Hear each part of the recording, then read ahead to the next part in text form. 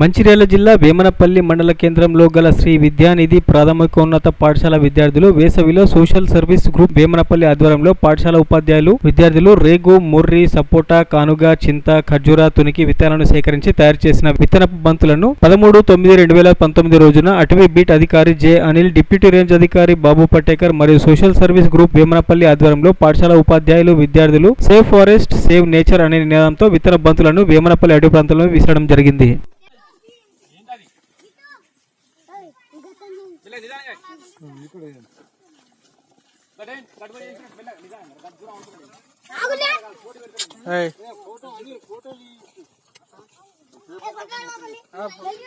ఫోటోలు తీయాలి, నువ్వు కూడా కొంచెం తీసుకో.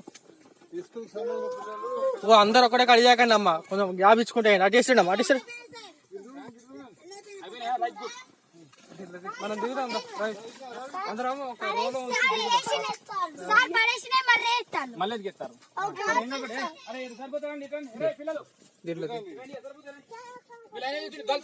దూరం దూరం ఇంతకు ముందు